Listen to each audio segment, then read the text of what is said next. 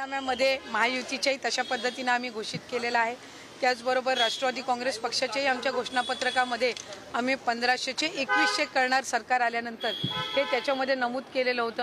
त्याच्यामुळे निश्चितपणाने कुठलाही एखादा शब्द ज्या वेळेला दिला जातो त्यावेळेला तो शब्द कधीही म्हणजे खोटा ठरत नाही किंवा कधी पडत नाही आणि त्याच्यामुळे आम्ही म्हटलं होतं 1500 देणार आणि त्यांच्या खात्यामध्ये ते मिळणार।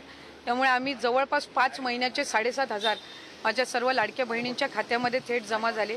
तशाच पद्धतीने आता 2100 तर आहेच, पण त्याचबरोबर ही अधिक योजना प्रभावीपणे राबवणं आणि महिलांना आर्थिकरित्या त्या योजना आणखी सक्षमपणे राबवून त्यांना त्या ठिकाणी यशस्वी करणं याकडे आम्ही जास्ती लक्ष केंद्रित करणार आहोत। दादा म्हणतात पत्रकार महोदय, तुम्ही माझी सगळी भाषण बघा, मी कुठेही म्हटलेलं नाही की विषय करणार आहे, 1500 रुपये दिले जातील असं पद्धतीने म्हणतात। आर्थिक परिस्थिती, आर्थिक स्थिती आता महाराष्ट्राची सांभाळायची सगळ्या गोष्टी आर्थिक परिस्थिती सांभाळूनच कुठे ना कुठेतरी केल्या जातील, कारण शेवटी जी योजना आपण आणतो ती राबवली गेली पाहिजे। आज असंही कुठेही माता भगिनींच्या मनामध्ये शंका असता कामा नये की आता हे सत्तेमध्ये आलेले आहेत म्हणजे योजना बंद होणार आहे। ही योजना कायमस्वरूपी चालू राहणार आहे आणि कायमस्वरूपी चालू राहण्याच्या दृष्टिकोनातून जी योग्य ते पावलं उचलायची असतील ते नक्कीच महायुतीच्या सरकारच्या माध्यमातून उचलली जातील। बहुत अच्छी जीत आपको मिली है, पार्टी को मिली है, जब जिम्मेदारी भी उतनी बड़ी 1500 कहा था, अब जिम्मेदारी 2100 देने की है लाडली बहनों को। क्या वो सारे आर्थिक गणित देखा जाए या फाइनेंशियल डिसिप्लिन वो पॉसिबल हो पाएगा? जी बिल्कुल, जब इतनी बड़ी सफलता जो है वो महायुति को मिली है तो हमारी जिम्मेदारी भी बढ़ती है। आज मुख्यमंत्री एकनाथ जी शिंदे सर है, उप मुख्यमंत्री फडणवीस सर है और अजीत दादा है, हमारे सारे तीनों भी पार्टी के जो प्रदेश के जो अध्यक्ष है वो है। तो हम ज़्यादा से ज़्यादा यही प्रयास करेंगे कि हमारी जो योजनाएं हैं वो लोगों तक और पहुँचे और जिस मुद्दों पे हमने ये चुनाव लड़ा है वो डेवलपमेंट का मुद्दा था।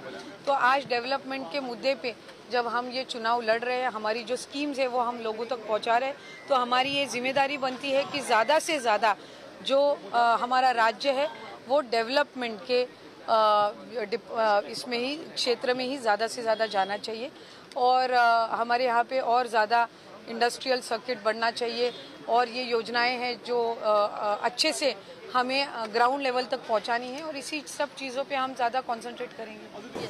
आणि आपण त्यांना सांगितलं की तुमचे 1,500 वर ठरणार नाही, आम्ही तुमचे पैसे वाढवत जाणार। आम्ही 2100 रुपये ताबडतोब आपल्या वचननाम्यामध्ये केले।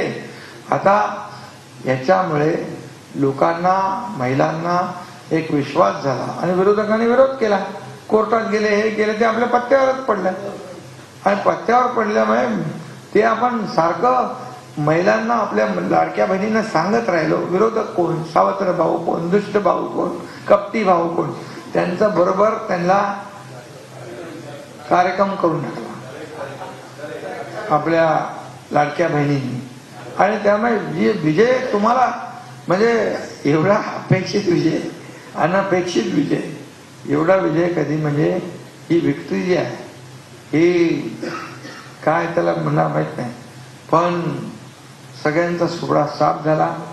विरोधक औषधाला उरले नाही म्हणजे ती विरोधी पक्षनेता, मग म्हणालो विरोधी पक्षनेता होऊ शकत नाही। एवढ्या सगळ्या मोठ्या जो विजय जो आहे आपला हा आपल्याला मिळाला आणि काही आपले सहकारी थोड्या थोड्या मताने पडले, जवळपास 10 लोक, आपले 10 लोक अगदी 1000, 1200, 2000 मतांनी पडले। आता आज आपण 67 वर गेलो असतो, 67। पण ठीक आहे, काही आपला जो निवडून येण्याचं जी आकडे स्ट्राईक रेट आहे तो जनतेने आपल्याला आशीर्वाद दिले आहे। आपल्याला हे आता उलट आपली जबाबदारी आणखी वाढलेली आहे आणि हे जे काही सगळं सुरू केलं आहे ते सुरू ठेवायचं आहे, आणखी वाढवायचं आहे त्याच्यामध्ये। आणि आपल्या प्रत्येक आमदार जे निवडून आलेले आहेत या सगळ्यांचं मी अभिनंदन करतो, मनापासून आपल्याला शुभेच्छा देतो। एवढंच सांगतो की आता मात्र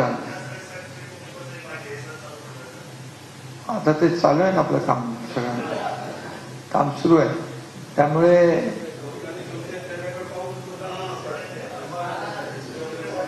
आपण